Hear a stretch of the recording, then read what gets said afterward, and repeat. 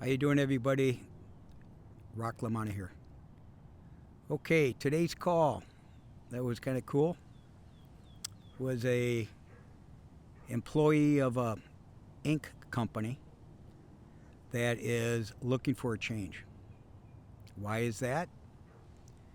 A better life, a better organization to work for, and he was being entertained by recruiters and so on, knowing who the company was that was trying to recruit him. Well, I always go back with my 50 years of experience, and I've made a lot of changes in my life. It was something my father taught me over the years, and that's make sure you pick the right horse. What does that overall, what does that mean? It means do your research. Take a peek at the company that's interested in you. What is the company's culture? Contact the organization, people that you know. Most people in the print industry know of each other. I also look at what your plans are. How old are you? What location are you? Is this what you want to do? You're being approached about sales, but your passion is more mechanical. Take a real deep dive into assessing yourself. And that's what I'm trying to say during this fourth quarter. It's not unusual to be contacted by an organization. It feels good. It feels good to be recruited. But at the same time, try to understand who's trying to recruit you. And is it just throwing spaghetti at the wall and seeing what sticks? Or is it really a very strategic poaching situation? And you have to understand, today's marketplace, it's really based on compensation and what your value is, what your brand is that you're bringing to the company. And that's why I always talk about know your value. So overall, I think what's really changed over the last 50 years, in my case, looking at the industries, manufacturing industries, it's very, very short term now. I call it the NFL, not for long. Just like looking at a 3 to 5 year window, and that's it. And you should learn a lot between those 3 and 5 years.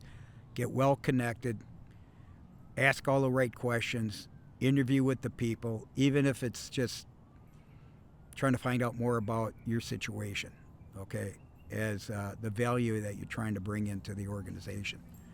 So these are some of the things that I really preach about. A non-compete, certain states ask for a non-compete. It's going to be out very soon. It's all negotiable. What else is important? You got to look at your family. You got to look at your runway. How many years left are you going to be working?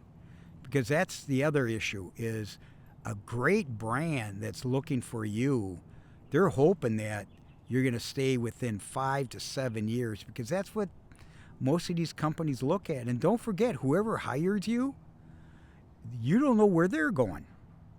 They might be gone in 3 to 5 years. So I always look at something that my father taught me over the years in the stock market. How to invest in the stock market is very similar to recruiting and hiring great personnel. He would always look at an investment as the balance sheet. How much cash is there? How strong is the company?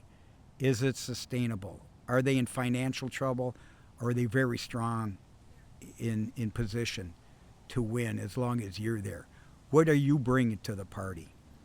Who is the management? That's the other thing my father looked at a balance sheet, is who are the leaders? What's the culture like? You know, what are the strong assets? What is the debt? You see? And today, in the printing, label, and packaging business, it's either big families, family offices, multi-generational, or private equity. The smaller companies, less than, let's just say less than 50 million, that's considered small. So you have to be careful what horse you pick. So be very cautious on the type of companies that you pick. You should be doing more of the research than even the companies that are looking at you.